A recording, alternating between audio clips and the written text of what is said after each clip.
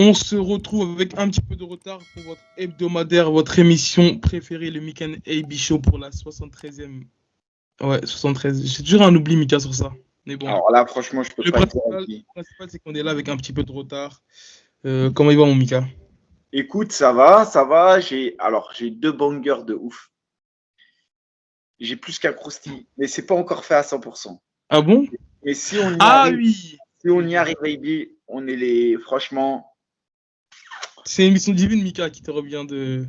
Si on y arrive, parce que je te jure, j'ai missionné des gens et tout, mais je sais que ça se fait en coulisses. Peut-être qu'on va avoir Francis Ngannou qui va venir nous parler un peu de son contrat PFL. Pas longtemps, mais peut-être qu'il va venir et qu'il va nous parler de tout ça. C'est le bon moment. Hein. Il fait le tour des médias chez Ariel Elwani, chez Daniel Cormier, chez Dan Hardy. Donc, faut pas qu'il oublie qu'il a des fans français qui l'attendent ici et qui veulent en savoir un petit peu plus. Donc, en tout cas, on sera ravis de l'accueillir. Reste bien devant le micro, Ibi. Ok.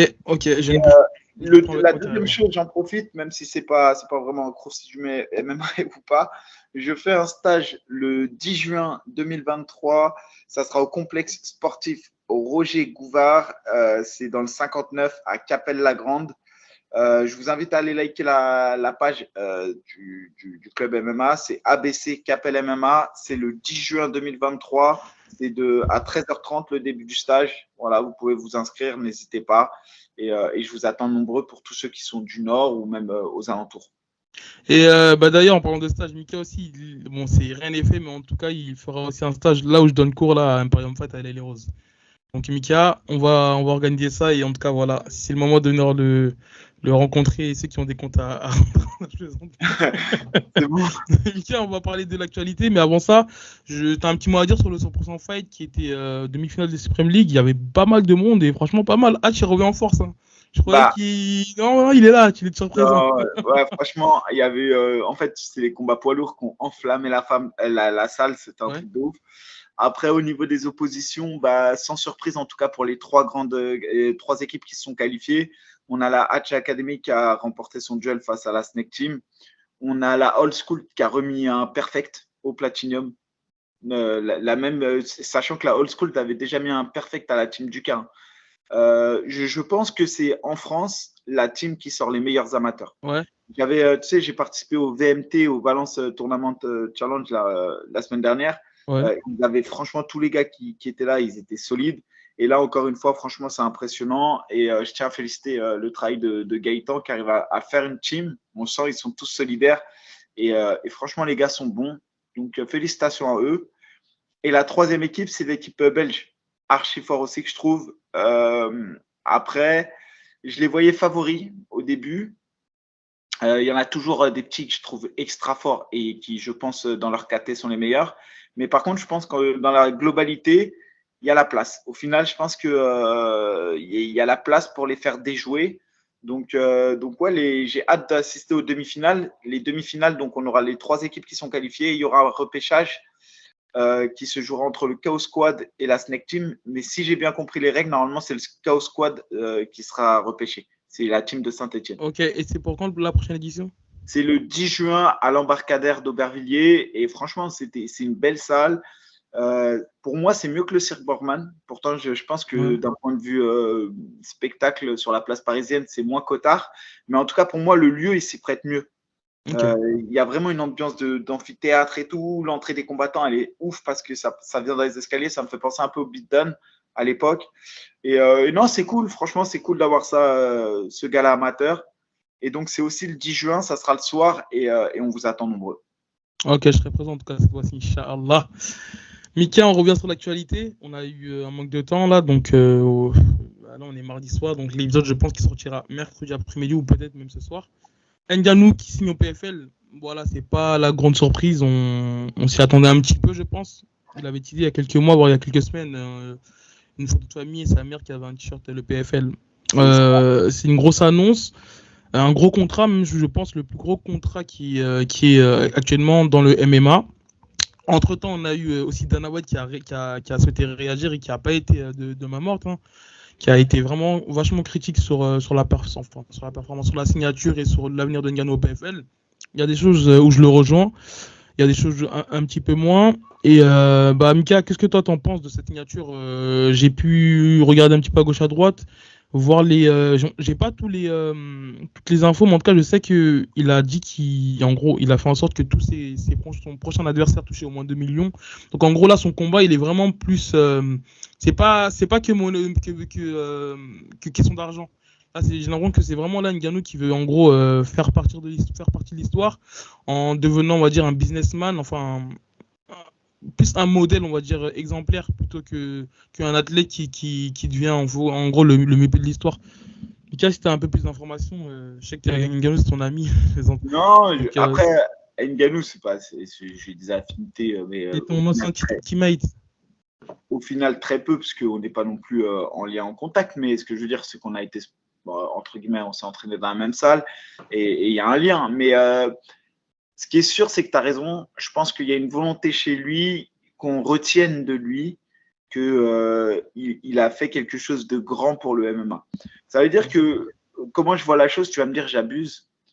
Tu as une personne comme Conor McGregor qui a, pour moi, popularisé le MMA. C'est celui qui a mis le MMA et qui en a fait un sport populaire et qui fait qu'aujourd'hui, le MMA, c'est ultra regardé. Ça a vraiment été un tournant. Je trouve qu'il a vraiment révolutionné le MMA et ça, on ne pourra jamais le tirer à Conor McGregor. C'est vraiment une personne qui a révolutionné le MMA. Et je pense que Francis, il a cette envie qu'on retienne un peu à l'image d'un Conor qui soit dans dans la tête des gens comme celui qui a fait que le MMA a changé du point de vue business pour les combattants. C'est-à-dire que Conor, lui, l'a rendu visible, médiatisé, l'a rendu public, en a fait un sport populaire, etc. etc. Et lui, je pense que Francis, il veut qu'on se souvienne de lui comme celui, un peu le Robin des Bois. Je suis d'accord. Ouais. Parce qu'en fait, Conor, comme tu dis, c'est moi de te couper, mais Conor, c'est vraiment la partie de l'athlète et du businessman. C'est-à-dire comment, on va dire, créer son image, comment populariser son image et comment se vendre. Que là, Ngannou, je trouve que c'est vraiment un cap au-dessus. Pas en termes de popularité, mais en termes d'ambition. Au sein du MMA, je trouve que c'est vraiment un cap au-dessus de Conor et que ça va beaucoup apporter même à l'avenir. Hein. Après, ça, c'est en tout cas le combat qu'il mène. Je parle du combat. Hein. Le combat qu'il mène est noble parce que c'est un combat qui touche l'ensemble des combattants et c'est pas quelque chose qui ne touche que lui. Maintenant, je pense quand même qu'il y a une volonté derrière d'être un peu le sauveur, tu vois, qu'on se souvienne de lui comme étant. Non, bien sûr. Mais en gros, où je mets l'accent, c'est qu'en gros, c'est pas une volonté d'être l'athlète le mieux payé. Sinon, il aurait déjà accepté le contrat que Dana White lui avait proposé, tu vois ce que je veux dire? Ouais, non, mais clairement. Et puis après, je pense qu'il a été aussi prisonnier de ça. Ça veut dire qu'à un moment donné, une fois que tu as fait des revendications si fortes que tu es parti au conflit, je pense qu'il ne pouvait plus non plus. T'imagines, ça voulait dire que ses principes avaient un prix. Et je pense qu'il était aussi prisonnier de ça et il allait au bout de sa démarche. Et en tout cas, c'est tout à son honneur, ça c'est sûr. Maintenant, sur ce qu'il a négocié au PFL, j'en sais pas plus que toi. Je sais juste que, comme tu as dit, on sait que ses prochains adversaires vont toucher 2 millions minimum. Je sais qu'il a la possibilité de combattre en anglaise sans que le PFL, entre guillemets, puisse avoir quelque chose à voir ou autre. Je sais qu'il va être président du PFL Afrique, c'est un truc de ouf. Oui, ça c'est vraiment fort ça. Il faut se rendre compte que la population africaine, c'est énorme. C'est le continent africain. Je pense que tu ramènes le MMA, que tu mets des infrastructures, que tu développes le sport là-bas, mais tu fais des champions dans chaque pays, tu vas avoir des champions de ouf. C'est d'ailleurs pas normal qu'à l'image de l'UFC, on ait si peu de combattants africains. C'est juste qu'il y a un problème là-bas d'infrastructure et de comment dirais-je, tout simplement d'équipement. Mais donc, du coup, le fait que le PFL arrive en Afrique, qu'il en soit président, etc., ça aussi, je pense que c'est quelque chose qui lui tient à cœur. Je pense qu'il a toujours… D'ailleurs, c'est un peu lui qui a ramené ça. Même si tu regardes bien Ousmane ou Adesanya, en réalité, avant que Ngannou arrive, ils n'ont jamais trop surfé sur le côté africain. Ils n'ont jamais trop…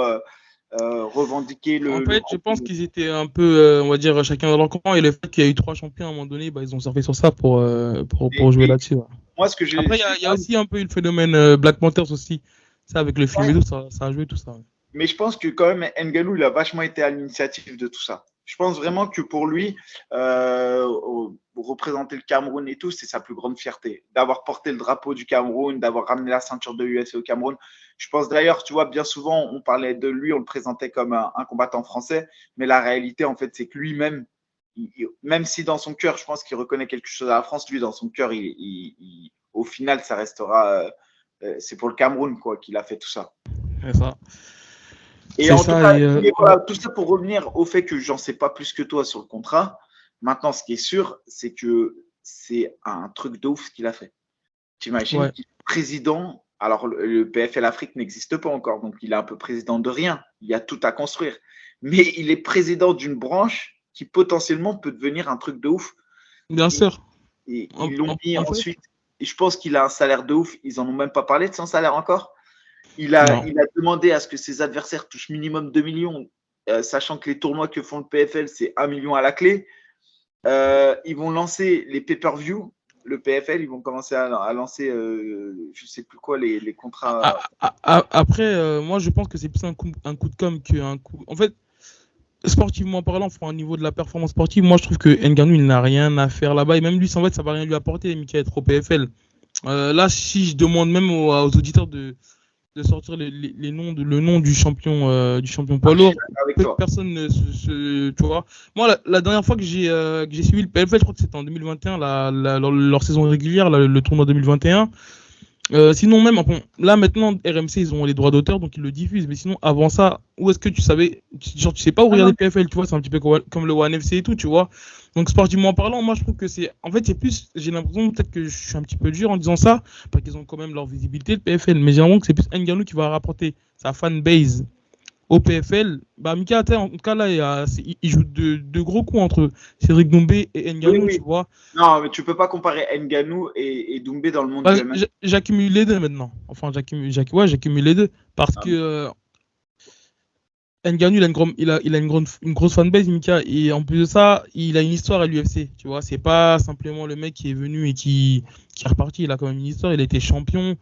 Là, actuellement, il y a encore des clashs avec John Jones. Et derrière, même Dana White, ça l'a fait réagir. Alors que Dana White, quand il s'en fout, bah, et qu'on lui pose une question à la conférence de presse, il dit, bah, ça m'intéresse pas, ou il passe la question. Là, il a passé 5 minutes à se justifier, 5 minutes à prouver pourquoi Ngannou il avait tort. Mais tu vois qu'il a expliqué quand même. Et c'est pour ça que je te dis, Ngannou, il a quand même fait quelque chose de gros. On peut dire ce qu'on veut, c'est la première fois que l'UFC perd un champion actif dans une catégorie. Bien sûr. C'est incroyable ce qu'il a fait. Et d'ailleurs, je pense que l'UFC maintenant, en termes de contrat, plus jamais ça n'arrivera. Je pense que ça va faire une jurisprudence, genre, plus jamais ça n'arrivera. Et moi, quand même, c'est là où, depuis le début, à chaque fois, je disais, Ngannou, on ne se rend pas compte. Mais quand il combattait, qu'il a combattu Miocic 2, quand il a combattu Cyril Gane et tout, à chaque fois, l'UFC lui proposait des contrats toujours plus intéressants, etc. Imagine la pression qu'il avait. Une fois, j'avais dit, dans son combat, quand il combattait contre Gane, il combattait presque contre 3 personnes. L'UFC, Lopez et Cyril Gane. Et il avait gagné, entre guillemets, ces 3 combats, tu vois. Et c'est là où, quand même, on peut dire qu'il a été au bout de son truc parce qu'il aurait pu tout perdre. Bien sûr. S'il a perdu le combat, on n'entendrait même plus parler de lui. Et non, il avec l'argent qu'on lui propose. Et c'est pour ça que c'est quand même, dans l'ensemble, l'histoire est quand même ouf de ce qu'il est en train d'écrire pour lui. Maintenant, c'est vrai que le seul point négatif de tout ça, c'est comme tu le dis, c'est que l'UFC reste une machine de guerre. L'UFC, c'est pour son héritage en termes de côté sportif, en fait, c'est un monstre médiatique. Ça veut dire que quand bien même le niveau, je dis bien quand bien même le niveau, il serait aussi élevé au PFL qu'à l'UFC, la réalité, c'est qu'on ne le sait pas. La réalité, c'est que même s'il combattait des mecs qui seraient meilleurs au PFL qu'à l'UFC, en fait, le pouvoir de communication du PFL, il est assez faible. La manière dont ils vendent les histoires, elles sont assez faibles. Et c'est d'ailleurs la même chose que je disais pour Cédric Doumbé. Je ne comprends pas pourquoi il est parti là-bas parce que là-bas, ils ne vont pas réussir à le mettre en avant. Ils ne vont pas réussir à vendre le personnage, Cédric Doumbé. Ils ne vont pas réussir à créer réellement ce que l'UFC a fait. Là, par exemple, le meilleur exemple, c'est le Bellator. Je trouve que la carte du Bellator de Bercy était presque plus belle que la carte de l'UFC à Bercy. Et pourtant, en termes d'ambiance dans la salle, c'était incomparable. Pourtant, il y avait de l'ambiance au Bellator. Hein. Il y avait vraiment une ambiance de ouf. Mais l'ambiance de Bercy UFC, c'était un truc de ouf. Et ça, je ne sais pas l'expliquer.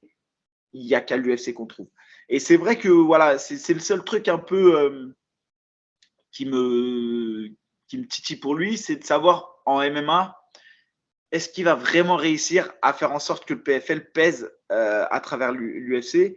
Et ma deuxième chose, et c'est ça qui peut être ouf par contre, imagine maintenant que beaucoup de combattants suivent le chemin de Francis Ngannou. Bah, mais déjà, en fait, il faut savoir qu'il y a pas mal de combattants bien avant Ngannou qui ont signé au PFL.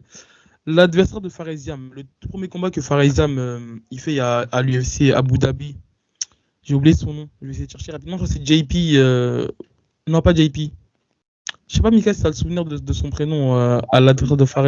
En tout cas, je ne sais plus comment il s'appelle, je vais chercher rapidement là, mais en tout cas, ouais, le premier gars que Fares il affronte à l'UFC, il est sur du vert et il finit par partir au PFL. T'as un autre, j'ai un trou de mémoire, je te jure. Attends, je suis dessus. Comment il s'appelle? Don Mage. Ah, mais je vois, c'est un Australien. Sud-africain. Ah, mais il avait une coupe mulet. Ma parole, je me souviens de lui. C'est ça, c'est ça. Ouais, regarde. Bah, juste après son combat contre Fares, pourtant il est sur du vert. Après, je sais pas si l'UFC ils l'ont cuté parce qu'il a été ennuyant, il avait bloqué le combat et tout.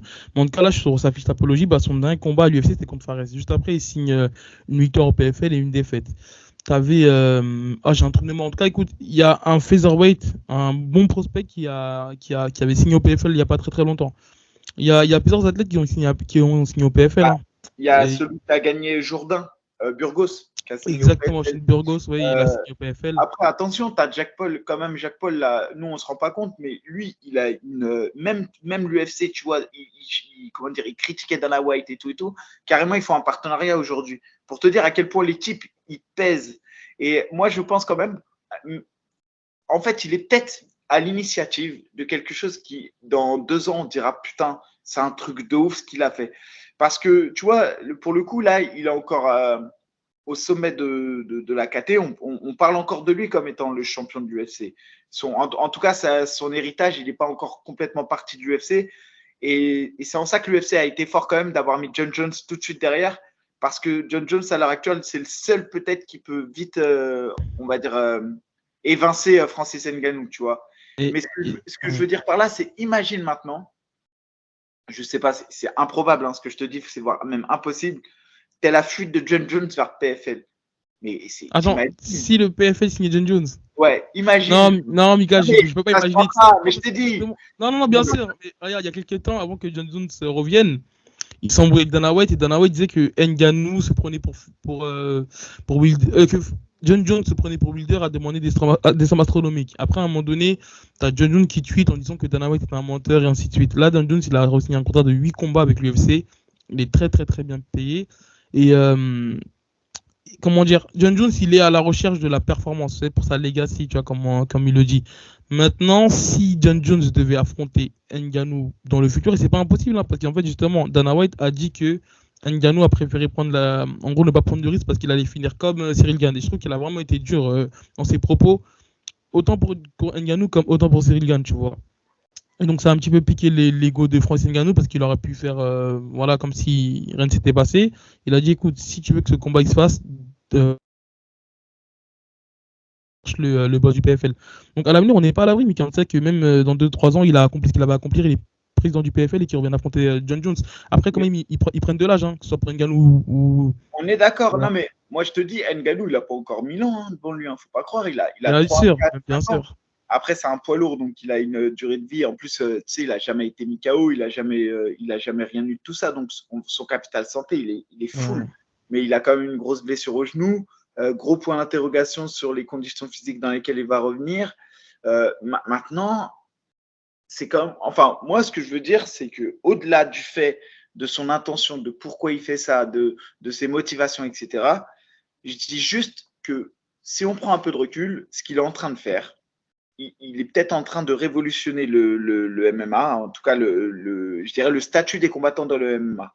Et ça se trouve, peut-être que l'UFC, même s'ils le diront jamais, ils l'avoueront jamais, ils vont peut-être être un peu plus aux petits soins de certains combattants. Ils vont peut-être être plus à l'écoute des combattants. Tu vois ce que je veux dire? Si t'avais été à ce niveau-là, je pense que toi, tu aurais été le même type que d'Anganou, genre contre. Non, je te jure, je suis même pas sûr. Je suis pas sûr un Boulax. Parce que moi, j'aime bien faire genre Robin des Bois, j'aime bien faire Mélenchon et tout. Mais frérot, refuser un chèque de 2 millions d'euros, frérot. Faut... Et encore, c'était beaucoup plus. Je crois que c'est 8 millions par combat, il me semble. En tout cas, Ce que je veux dire, ouais. c'est que lui, il avait des aspirations et c'est là où j'ai vu qu'il avait vraiment. Il aspirait à quelque chose de plus grand que sa simple personne. Maintenant, je veux voir. C'est ça le truc. La réalité, c'est que sur le papier, c'est beau ce qu'il a fait. Maintenant, c'est la suite qu'on a envie de voir. Et ce qui est sûr, c'est que pour l'instant, et ça va dépendre de la suite et de ce que le PFL est capable de mettre en route. Mais ce qui est sûr, et là où je rejoins tout le monde, c'est que même s'ils gagnent des mecs qui sont plus forts que ceux qui sont à l'UFC, ça fera jamais le même impact. Bien sûr. À l'heure d'aujourd'hui. Après, Mika, il faut savoir, hein, c'est sûr que peu importe où il signe Francis Ngannou, tout le monde irait voir. C'est-à-dire que même la première annonce du combat, ça ferait cliquer. Dana va être le premier, tu vois ce que je veux dire. Donc, forcément, à ce moment-là, tu es sûr que si le PFL font un modèle pay-per-view, tu es sûr qu'ils vont exploser les records. Maintenant, après, moi, je pense qu'un Ngannou, c'est plus, comme je t'ai dit, c'est plus business que sportif. Et franchement, je le vois peut-être à la rigueur faire un combat et encore un au PFL. Là, il y a Fabrice Verdum qui l'a call out, mais bon, on verra la suite. N'hésitez pas à dire ce que vous en pensez. On reviendra de toute manière sur ce sujet parce que je pense qu'il y aura encore de l'actualité, il y aura encore des news, encore un peu plus d'infos là-dessus, et en espérant qu'on puisse recevoir Ngannou. On va revenir, Mika, sur l'info, sur la news, la bad news. Enfin, ça dépend de quel point de vue. En tout cas, ouais. Pour tout le monde, c'est une bad news, toute manière. Bad news, je vois que t'en as qui se réjouissent pas mal sur Twitter. Ouais. Sur la toile, comme on dit. Après, voilà, comme j'ai dit, ça dépend de quel point de vue. En tout cas, Damien Lapuisse vient d'écoper de 3 ans de suspension par la FLD parce que voilà, il y avait une histoire de dopage avec dû à la ventoline. Et en fait, ce qui est vraiment le coup de massue, c'est le fait que ces défaites, enfin ces 4 dernières victoires se sont transformées en défaites.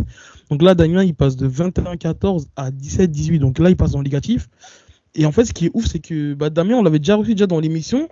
Et même ces derniers temps-là, il devait tenter d'aller chercher la ceinture des lightweight contre Yadi Tuchan le 23 juin pour arrêt 16 ou 17.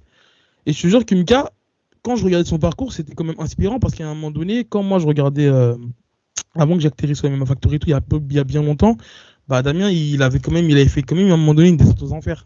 À l'époque du Bama, lorsqu'il allait pas mal dans les pays de l'Est combattre.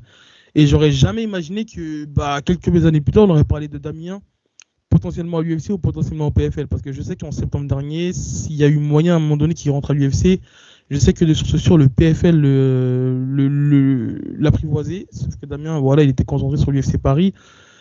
Maintenant, je ne peux pas défendre l'indéfendable. Si en gros il y a eu une suspension, voilà, si on est dopé, on mérite une suspension. Maintenant, moi je trouve que ça a été vraiment dur. J'ai comparé sur Twitter, d'ailleurs ça avait pas mal réagir, à la fois où John Jones bat Cormier par TKO et qu'en fait il a été testé positif. Qu'est-ce qu'ils ont fait? Mais ils ont mis un no contest, tu vois. Et là, par exemple, la fois où toutes ces dernières victoires, on compte les MMA-GP, les 3 victoires à Arès, il me semble, ouais, 2 ou 3 victoires. 3 victoires à Arès, ils ont été transformés en défaite. C'est là où je trouve que c'est dur. Dites-nous déjà ce que vous en pensez en commentaire, et Mika. Alors, moi, voilà, déjà de base, je vais dépersonnaliser déjà dans un premier temps le souci, enfin le problème du dopage. Ma position sur le dopage sera toujours la même. Voilà, je le redis, je condamne fermement le dopage et quelqu'un qui se dope, qui triche, mérite d'être sanctionné. Voilà. Ça, c'est dit, c'est clair, comme ça, il n'y a personne qui peut me dire. J'ai toujours été archi critique. J'ai toujours été archi critique. J'ai d'ailleurs toujours dit, par exemple, que John Jones, que je reconnais être le plus grand génie du MMA, sa carrière sera toujours entachée par son dopage parce qu'on ne saura jamais au final s'il aurait pu battre un Cormier ou si Cormier aurait pu le battre si tous les deux n'avaient pas été dopés. Parce que si tu regardes la performance de John Jones contre Saint-Preux et celle contre Cormier où il est dopé, ce n'est pas du tout la même. Voilà, mais après, on ne saura jamais au final parce qu'il ne s'est peut-être pas entraîné pour Saint-Preux, il s'est peut-être beaucoup entraîné pour Cormier. Mais la réalité, c'est que ça laissera toujours planer le doute et c'est en ça que le dopage doit être puni. Pourquoi le dopage encore une fois, je vais réinsister. Pourquoi je suis contre le dopage? Parce que se doper, c'est aussi engager sa santé. J'entends les gens qui disent mais vous êtes naïf, tout le monde se dope, etc. Ok, c'est pas parce que tout le monde fait que c'est juste. Si on interdit le dopage, c'est parce que le dopage mal réalisé ou je sais pas, le dopage tout court entraîne des maladies. Entraîne des maladies. Ça veut dire que c'est pas normal que moi qui veux pas avoir de maladie, je puisse affronter quelqu'un qui se dope et qui met sa santé en jeu. Voilà pourquoi le dopage est interdit. Ensuite, il y a ceux qui vont te dire ouais mais le dopage ça change pas la qualité technique, etc. Ouais mais le dopage ça permet de t'entraîner plus, ça permet d'endurer plus longtemps, donc ça te permet de supporter des charges d'entraînement plus longues, donc ça te permet de progresser plus vite que quelqu'un qui ne se dope pas. Donc le dopage, c'est tricher. Voilà toutes les raisons pour lesquelles j'interdirais toujours le dopage et que je trouve qu'il est normal que quelqu'un qui se dope soit sanctionné. Fin de la parenthèse sur le dopage. Revenons sur le cas Damien Lapillus. Moi, il y a quelque chose que je ne comprends pas sur le cas Damien Lapillus, c'est qu'il se fait péter pour dopage, que ce soit vrai, pas avéré ou pas. Bref, si la commission dit qu'il s'est dopé, ou du moins que ce qu'il a pris n'était pas réglementaire et donc du coup est considéré comme un produit dopant, bah ça, c'est les règles, c'est la loi, c'est comme ça. Qu'il le sache, qu'il ne le sache pas, ça c'est un procès d'intention qu'on peut lui faire. Mais malheureusement, il a été testé positif, donc entre guillemets, il est coupable. Il décide de le sanctionner. Moi, je comprends ça. Je comprends que la sanction tombe. Ils ne peuvent pas faire une exception pour lui et pas pour l'autre. Je peux citer des gars qui se sont fait péter pour avoir fumé du shit, alors que bon, c'est pas ouf. Et les mecs, ils ont pris, je sais plus, je crois 2 ans par exemple. Par exemple, Mehdi Dakaev, tiens, je l'ai affronté au GFA. Mehdi Dakaev, il n'a pas voulu aller au test antidopage. Il a refusé de se présenter au test antidopage. Et donc, du coup, il a pris une suspension énorme. Je crois qu'il a pris 5 ans. Ah bon? Mais entre le moment où, par exemple, il y a eu la suspension et le moment où moi, je l'avais gagné, donc la décision n'a pas été changée. Mais entre le moment où il a refusé de faire le test, donc le soir où j'ai combattu, et le moment où la décision est tombée, il avait déjà recombattu en France. Et il avait gagné son combat. Et ben, ils n'ont pas annulé cette victoire. Okay. Ils l'ont laissé positif, tu vois, cette victoire. Donc, ma question, c'est de savoir, moi, ce que je n'arrive pas à comprendre, c'est que Damien, il s'est fait tester positif lors du combat contre Amin Ayoub. On est d'accord? C'était contre ce combat, non? Attends, non. Je crois, si je dis pas de conneries, s'il vous plaît, prenez ça avec des pincettes. Mais lorsque j'ai parlé avec Damien il y a 2-3 semaines, il m'avait dit que la décision, elle allait tomber. D'ici 2 semaines, ça tombe là. Et il me semble, mais je ne suis pas sûr, qu'il m'avait dit qu'il avait été. Au MMAGP alors? Au MMAGP. Il me semble qu'il avait été contrôlé 2 fois. Au MMAGP, il y a un arrest, mais je ne sais pas c'est quel arrest. Bon, moi, ma question, c'est ça, ma question. Tu es testé positif au MMAGP. D'accord? À partir de là, il te donne tous les trucs à faire. Moi, derrière, il recombat, il gagne ou il perd, peu importe. Mais est-ce qu'il a été testé dopé lors de chacun des, des événements, ou est-ce qu'il a été testé positif une seule fois et que sur cette base-là, il considère qu'il a été dopé tout le temps? Non, mais je pense pas qu'il a été testé à chaque événement parce que c'est aléatoire. Bah, donc, du coup, c'est ça que j'arrive pas à comprendre. C'est pourquoi on lui retire toutes ses victoires. Soit il a été testé positif à chaque événement et dans ce cas-là, je comprends. Tu vois, c'est normal. Mais s'il n'a pas été testé positif à chaque événement, je ne comprends pas pourquoi. Parce que tu vois, si tu regardes Mehdi Dakaev, lui, ils lui ont laissé sa victoire. Donc, ça, j'arrive pas à comprendre. Donc, ça, il faudra. Il n'y a que Damien qui pourra dire ce qui s'est passé ou pas. Maintenant, c'est vrai que s'il a été testé positif le soir où il a gagné, c'est normal que la décision qui, s'est transformée, soit s'inverse, soit un no contest. Si je prends le cas de Alan Bodo, par exemple, tu te souviens d'Alan Bodo? Quand il signe à l'UFC, lui, il signe sur quoi à l'UFC? Normalement, il le perd, son combat au TKO. Ah oui, non, effectivement. Non, mais c'est vrai que tu me rafraîchis la mémoire parce qu'en fait, sur Twitter, j'avais dit qu'en gros, c'était du jamais vu. Et entre guillemets, j'ai parlé avec des gens concernés de. Alan Bodo, il perd son combat au TKO. Oui, c'est vrai. Le perd et le mec, il est testé positif au chichon, je crois, ou au spliff. Il a fumé un spliff. THE, je crois. Ou THE. Oui, c'est ça. Ouais, et Todd Stout. Et de base, Todd Stout, il avait gagné. Ensuite, ils ont inversé la décision. Ça veut dire que Alan Bodo, ils ont transformé cette défaite en victoire. Ouais, je suis d'accord. Et Alan Bodo signe à l'UFC sur cette victoire. Ok. Donc, Moi, c'est vrai, c'est vrai. C'est vrai. donc, ce que je veux dire, ça s'est déjà vu des décisions difficiles. Non, je suis d'accord. Je suis Maintenant, ce que d'accord, je suis j'arrive pas à d'accord. comprendre, moi, c'est qu'on inverse, comment dirais-je, toutes les autres combats s'il n'a pas été testé positif. Parce que En c'est pas fait, que tu as été testé positif à un instant T, mais ça ne veut pas dire que tu es tout le temps positif. oui, mais bon, après, ça, je vais te dire, c'est plus leur problème. À partir du moment où ils t'ont testé. Par exemple, si Damien il a été testé la première fois au MMAGP, bah forcément, on va dire, ça part de là, tu vois. En tout cas, si, en fait, c'est vrai que là, je prends du recul et je me dis que c'est vrai que Alan Bodo, bah, ils lui ont mis une victoire alors qu'il avait perdu de base. Marcel Tichev, je vais vérifier. Mais je Ouais, crois mais qu'il là, avait. déjà, si chef, ils lui ont inversé aussi. Mais si Ils lui chef, ont inversé? ouais, on parle de stéroïdes quand même. Bah, Mika, tu sais, Non, le après, problème, c'est que dopé, j'ai c'est l'impression. dopé. Non, bah, ouais, c'est ça, en fait, le problème, c'est que je pense pas que la FLD fasse le. En fait, Si, si, si, voilà. si. Tu Si, penses? normalement, il y a des distinguos, parce que je crois que lui, si chef, il a pris beaucoup plus cher que. Bah, regarde, je te jure, je sais même pas, il a pris combien d'années, si chef. Bah, Je si sais. chef, c'est fin de carrière, on n'entend plus parler de lui. Non, mais bah, non, j'ai cru voir dans sa story qu'il avait signé au NFC. Après, bon, au NFC, je sais qu'il n'y a pas de contrôle là-bas et tout. Bah, non, mais de la même manière, hein, tous ceux qui pensent que Damien, il pourra plus combattre, c'est pas vrai. Hein. Non, Damien, après, Damien, c'est un autre cas, Mika. Mais si Chef, il a quoi? Il a 25, 26, 27. non, mais même Damien, il pourra recombattre, il faut arrêter de croire. Par contre, c'est vrai, il Non, peut en pas fait, le ça faire met un encore. coup. Mika, Non, mais je vais ça met pas te un mentir. coup. Déjà, tous les espoirs de l'UFC, c'est fini pour le mois de septembre. Enfin, je vois pas l'UFC le signer alors qu'il est sur. Même s'il n'est pas vraiment sur 4 victoires, il est plutôt sur une série de victoires. Mais le fait qu'il y ait tout ça, test antidopage, truc machin, l'UFC, sachant qu'ils arrivent en France dans un sport nouveau, ils veulent que ce soit clean, l'image du sport et tout, bah, c'est clair que ça lui met un coup de batte. Maintenant, c'est pas que j'appelle pas à relativiser. Et en plus de ça, je ne sais pas ce qui va être fait de la part de Petite Damien. parenthèse, hein, même Mohamed Bayoun, il a connu, en fait, il a connu il avait perdu son premier combat à l'ARES. Son adversaire, il était testé positif et bah, ils ont donné la victoire à Mohamed Bayoun. Donc, je fais mon mea culpa parce que je l'avais mis sur Twitter que j'avais jamais vu ça. Mais c'est vrai que voilà, c'est pas la première fois que ça arrive.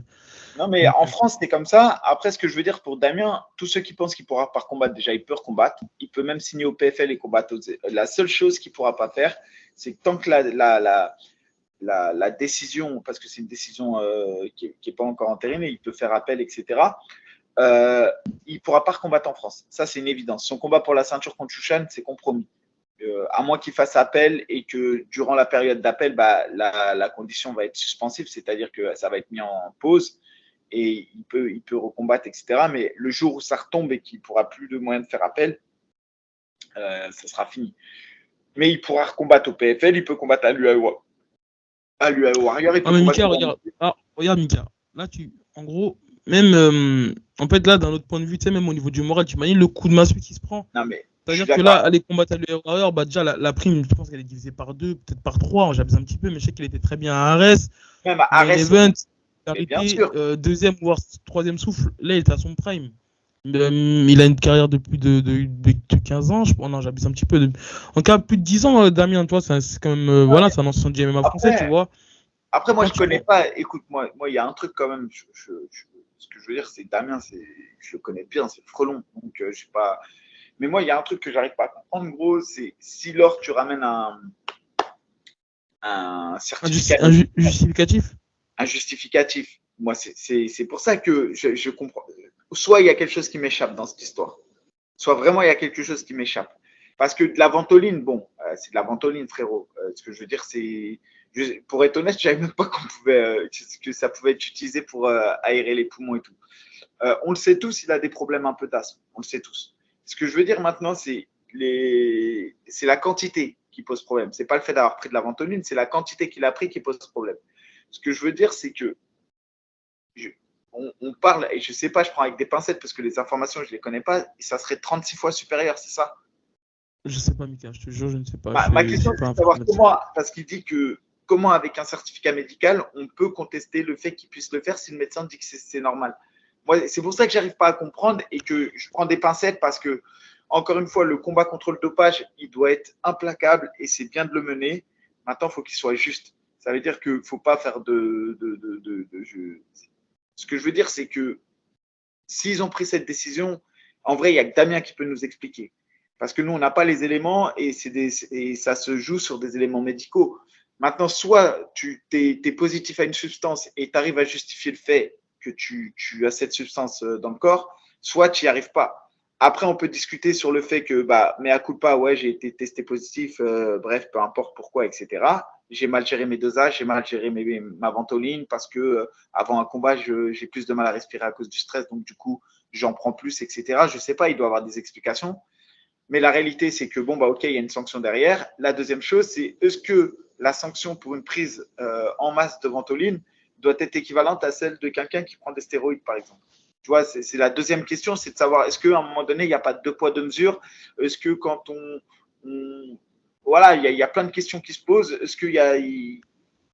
Je ne sais pas comment l'AFL se réunit autour de ça, comment sont désignées les sanctions, sur la base de quoi on donne une En sanction. tout cas, En fait, il y je a un sais milliard de que. questions. Non, bien sûr, en tout cas, je sais qu'il enchaînait pas mal les rendez-vous là, ces derniers temps là-bas. Et il y a vraiment une commission. Hein. Tu sais, genre, je crois que tu peux même être assisté d'un avocat et tout. Après, écoute, personnellement, j'en sais pas plus. J'en sais pas plus. On devrait peut-être voir si on pourrait Après, genre, recevoir quelqu'un de la fédération. Damien, je lui ai envoyé un message aujourd'hui. C'est plus un Bien message de sûr. soutien. Hein. Je n'ai même pas fait de Bien sûr. commentaire. Je ne lui ai rien demandé. Après, peut-être que d'ici une semaine ou deux, quand tout sera tassé un peu, il Ouais, bien prendra sûr. la De toute parole. manière, il le sait. Hein, s'il veut venir s'exprimer ici, il est le bienvenu. Voilà, il Mais prendra la parole. Après, même, on va essayer de voir pour avoir peut-être quelqu'un de l'AFL. ouais. Et pourquoi pas, tu vois, ou peut-être quelqu'un qui nous explique, qui connaît bien comment ça marche, qui pourra nous expliquer comment ça marche. Je pense que ça ne sert à rien de débattre beaucoup plus. Encore une fois, j'insiste sur le fait que je condamne le dopage. Damien est un ami, donc quoi qu'il arrive, mais quand bien même il aurait pris, c'est pas le cas, hein, mais quand bien même il aurait pris des stéroïdes, je vais pas tirer sur l'ambulance et je l'enterrerai pas. Donc n'attendez pas de ma part que je l'enterre. Maintenant, ma position est simple, tu te dopes, tu triches, tu te fais prendre, c'est normal. Mais voilà, après, il y a l'amitié qui prendra toujours le dessus sur le Bien reste. sûr. Et la deuxième chose, c'est que il faut pas se réjouir quoi qu'il arrive, que ce soit ami, ennemi, faut pas se réjouir de ce qui arrive parce que Non, c'est pas après, derrière. après on va dire, les seules personnes qui peuvent se réjouir, entre guillemets, c'est le clan d'Amin Ayoub, et ça, c'est compréhensible. C'est De leur point de compréhensible. vue, c'est Voilà. Ce compréhensible. que je veux dire, c'est que, en tout cas, que lui dise, parce qu'il y a une. De la même manière, tu vois, par exemple, je prends un cas personnel, tu affrontes quelqu'un, un combattant, même que tu as battu, tu vois, que tu as battu ou qui te bat, et tu sais qu'il a été testé positif, ça fout le seum au fond de toi.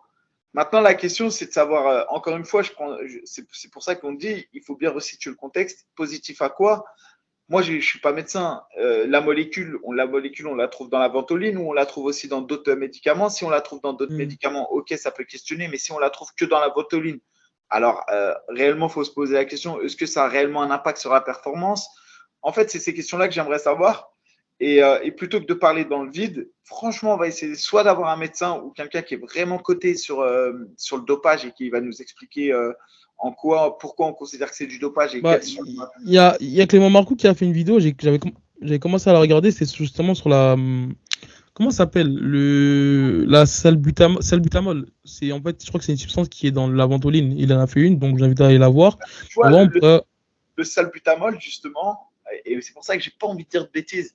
En fait, il y en a qui disent que le salbutamol, par exemple, tu le retrouves aussi dans le clenbuterol. Ok. Et ça, je ne sais pas si c'est vrai ou c'est faux. Bah, tu vois, Bah c'est pour écoute, ça que, on verra si on peut recevoir des spécialistes. On va nous aussi enquêter de notre côté auprès parce que, tu vois, des acteurs de la FLD. bah ouais, en fait, c'est pour ça que je veux savoir ce qui est vrai et ce qui est faux, parce que pour moi, c'était pas possible, tu vois. Alors après, moi, je suis pas physicien, je suis pas chimiste et j'ai pas envie de dire de bêtises. Mais voilà, après, déjà, Damien, on pourra le recevoir pour qu'il s'exprime. Nous, on essaiera de comprendre comment, au-delà de ce cas-là personnel, mais plus d'une généralité, comment fonctionne le monde antidopage et quand il y a une sanction, quels sont les recours possibles, qu'est-ce qu'on peut faire ou autre. Et aussi peut-être trouver quelqu'un qui connaît vraiment un médecin ou autre, tu vois, qui peut nous expliquer, tu vois, tout simplement. Bien sûr, bien sûr, bien sûr. Écoutez, écoutez. Ouais, dites-nous ce Après, que vous en pensez dans les attends, commentaires. après, juste quand même un message d'apaisement. Comme il l'a dit Bouloc, je pense que les seuls aujourd'hui qui, entre guillemets, peuvent se réjouir, et je dis bien entre guillemets, c'est le clan d'Amin Ayoub, dans le sens où justice a été faite pour eux s'il y a eu dopage, voilà, c'est tout. Mais après, faut pas s'acharner. Peut-être que on va avoir des explications, peut-être pas, peut-être que c'est réellement le cas et c'est comme ça, c'est entériné. Mais ce que je veux dire, c'est que ça sert à rien de commencer à faire les haineux ou autres. Franchement, c'est Mika, ton message d'apaisement, il ne sert à rien. Tu ne peux pas non, contrôler. si, Tu ne je peux te pas jure que contrôler l'alcool. AB, Non, mais AB, tu sais, je te regarde. jure, tu sais Tu pourquoi sais j'y pourquoi je dis crois. ça? Attends, Tu sais et moi, pourquoi je tu dis sais ça? et moi, attends, tu Ouais, veux que je dis-moi. dise ça? Parce que je te jure que franchement, suite à ma défaite contre Pepito là, je te jure que j'ai eu des messages de soutien. Je dois avoir même pas eu, à part les Argentins et deux, trois Français qui m'ont insulté, Ouais, je te jure que j'ai eu grave des messages de soutien. Ça veut dire qu'il y a quand même des gens qui sont bienveillants et qui sont pas, tu vois. Bien sûr, mais en général, ces gens-là comment dire, n'expriment pas leur bon sens sur les réseaux. Tu sais, ils vont mettre un like, voilà, ils vont penser positif pour eux. Mais tu vois, tout à l'heure, j'ai juste mis que j'étais pas d'accord sur la sanction. Directement, on me dit, ouais, tu le défends, tu le défends. Et directement, on cherche à incriminer, tu sais, à chercher le vice, alors que pas du tout. Et forcément, quand il y a un ami à vous, un frère à vous lorsqu'il lui a quelque chose, bah, forcément, on pense à Ah, défense. mais C'est on est logique. d'accord. Je sais Quand pas bien même, comment vous regarde, pensez. exactement, je prends un autre exemple tout bête qui va parler un peu plus. Vous avez un ami d'enfance, c'est votre frérot. Il fait un braquage demain. Il fait un braquage, ou je sais pas, il fait une bêtise, mais une lourde bêtise. Mais arrêtez de mentir. Vous allez jamais être content que la police l'ait arrêté. Jamais, c'est pas vrai. Celui qui me dit ça, c'est pas vrai. Vous pouvez ne pas être en accord avec le fait de ce qu'il a fait. Vous ne pouvez pas adhérer à faire ce qu'il a fait, mais vous ne pouvez jamais vous réjouir en tant qu'ami ou dire que bah, c'est bien fait ou non, c'est pas vrai. Donc c'est pour ça que je dis, essayez de recontextualiser les choses à chaque fois et essayez de comprendre qu'il y a des liens et il y a des hommes derrière et il y a des amitiés et il y a des fraternités. Et c'est pour ça que nos prises de position, parfois, c'est vrai, elles sont biaisées. Et c'est pour ça que j'essaye de dépersonnaliser le problème et je clarifie ma position vis-à-vis du dopage. Et ensuite, sur le cas Lapidus, je vous Ouais, invite tout après, à une pincette. les gars, de toute manière, c'est simple. Les gens nous écoutent pourquoi? Parce qu'on est des insiders, on est des acteurs. Généralement, on est des combattants et des consultants. Donc, forcément, on a une position qui fait que lorsqu'on analyse, bah, parfois, on a un point de vue plus intéressant. Donc, on va pas dépersonnaliser le truc lorsqu'il s'agit d'un sujet comme ça. Forcément, on parle avec un sujet, bah, avec un avis interne, tu vois. Donc, c'est un peu logique. Donc, parfois, on doit prendre du recul et voir un petit peu la chose dans notre angle de vue. Mais voilà, nos positions elles restent les mêmes. Mais en tout cas, voilà, on n'est pas pour le dopage, on n'est pas pour. Donc voilà, sinon on aurait des corps de dieu grec, comme on dit. Et toi et moi, je crois que tout le monde sait qu'on n'est pas dopé. Non, mais moi, de toute manière, la FLD, ils vont jamais me contrôler. Hey, détrompe-toi, moi j'ai combattu 4 fois en France, même 5 fois en France. Et à l'UFC, j'ai été testé négatif. En France, j'ai été testé 5 fois négatif. Tous les arrêts, j'ai été testé. À Marseille, j'ai été testé. Au MMAGP, j'ai été testé. Et quand j'avais affronté Mehdi Takaev, j'ai été testé. Ah, quand même, hein. Ouais, moi j'ai toujours. Moi, franchement, c'est simple. Et en plus, à chaque fois que je sors du RS, tu peux demander enfin, Camille, la pauvre, à chaque fois, elle craque parce que je sors, elle me dit rentre en Uber à chaque fois. Comme j'arrive pas à aller aux toilettes, je galère, je bois 1 milliard de bouteilles d'eau, ça me rend ouf. Mais donc voilà, non, mais moi en plus, je trouve que c'est une bonne chose par contre, et jamais je critiquerai le fait qu'il y ait des tests antidopage. Et voilà, c'est tout. Maintenant, je veux juste comprendre. En fait, je veux comprendre les organismes, les institutions, comment ça fonctionne, comment sont prises des décisions, parce que je trouve que c'est intéressant et que tout le monde y gagne. C'est ça. En tout cas, écoutez, dites-nous ce que vous en pensez dans les commentaires. En tout cas, soyez voilà, respectueux, sinon les insultes, ça se strike direct. Et on reviendra bah, dimanche prochain sur l'actualité. Il y a le Hexagone qui arrive bientôt. On en avait MMA. parlé rapidement, mais on a enfin Mehdi Ben Laïdar qui a signé à l'Hexagone, mais en fait, il devait combattre le 3 juin. Là, je le dis, mais je sais même pas si j'ai le droit, mais bon, voilà, je prends le risque. Mais en tout cas, voilà, son adversaire était blessé. Et là, il recombat le 17. Donc voilà, on reviendra Et là-dessus. dernière chose, on avait dit que Alphon de la Old School avait signé à l'Hexagone. Rectification, il est sous contrat exclusif avec le MMAGP, mais à coup Non, pas. mais Non, à culpa, mais oui, mais non, pour répondre, c'est le matchmaker du MMAGP. C'est rien les gars, c'est rien d'aller dans vos stories chercher à nous lancer une pique. Il y a aucune insulte, ça arrive hein, de confondre MMAGP, Hexagone, Ares et tout. Donc, je après, au comprends pas moins, pourquoi il a cherché à dire on n'est pas mais les cibles les plus croustillantes du paquet. Envoie-nous un petit message et tu vois, on rectifie l'erreur, tu vois. Donc voilà, je ne comprends pas en fait pourquoi rentrer dans ce délire-là à vouloir, tu sais, genre lancer un pic et tout. Il n'y a rien de méchant, tu vois ce que je veux dire. En tout Et cas, pour la encore à MotoGP, il y a Sofiane. Félicitations comment à Sofiane Aïssaoui encore pour son titre de champion du monde. En tout cas, pour rester là-dessus, enfin, pour finir, franchement, il y a des très très belles oppositions du MMAGP. Moi, il y a une opposition que j'attends, c'est Yann Kodja contre Saïd Malem pour la ceinture des moins de 93 et ça va se faire en Suisse. J'ai oublié la date, mais en tout cas, on reviendra là-dessus parce qu'il y a plusieurs événements qui ont été annoncés. Donc voilà, lorsque vous avez un petit peu de dire. Au mois de juin, un MMAGP, 2 hexagones et surtout c'est 4 Français qui combattent. On a le retour de Benoît Saint-Denis, je ne les dis pas dans l'ordre, hein, mais on a le retour de Benoît Saint-Denis, Nassourdine Imavov, on a évidemment Cédric Doumbé qui va combattre au PFL. Au mois de juillet, on a Fares Ziam qui va combattre aussi à l'UFC et je crois que j'oublie quelqu'un, mais c'est pas grave. Fares Ziam, tu l'as dit? Fares Ziam, c'est au mois de juillet. Il y a le retour de Morgan Charrière là. Cage Warrior. Enfin bref, c'est un gros mois de juin. Morgan Charrière, il s'en est pas caché. Il veut gagner pour faire parler de lui pour signer à l'UFC Paris au mois de septembre. Donc on lui souhaite et voilà. Ouais, voilà, en tout cas pour finir, si on dit une erreur, n'hésitez pas à nous contacter, n'hésitez pas à nous envoyer un petit message. Si on oublie l'actualité, voilà, ça arrive. Il y a des fois, il y a des combattants français qui aimeraient avoir un petit peu de lumière. N'hésitez pas à me contacter, moi, Mika. Voilà, on mord pas. Ouais, en plus, on est archi accessible, on répond à tout le monde. Et, je te jure. Voilà. Big up à ton t-shirt, il est archi bien le t-shirt Happiness et je veux le même en taille. C'est ce que je disais à Mika. Je disais, Mika, il aime bien, il doit être vraiment doux dans la vie parce que dès qu'il m'a avec le t-shirt, il m'a dit, il est cool. Je crois qu'il y a un gros nounours derrière carrément. Bah oui, moi c'est celui-là que je veux et je veux le même en taille M ou L, mec. Vas-y, ok, c'est carré. J'attends aussi mon resto, Mika, pour les 10 cas que t'as touché. Quand tu veux. Moi, c'est quand tu veux, baby. Je sais très bien. Te nourrir, ça me rend heureux de te nourrir. Vas-y, bah, Mika, écoute, on verra si entre temps on fait un épisode avec Aldric, s'il y a des analyses à faire ou revenir sur d'autres sujets. Bonne soirée à vous, bonne journée en fonction de l'heure à laquelle vous écoutez. Disponible sur Spotify et YouTube. Mika, les gars. bonne soirée à toi.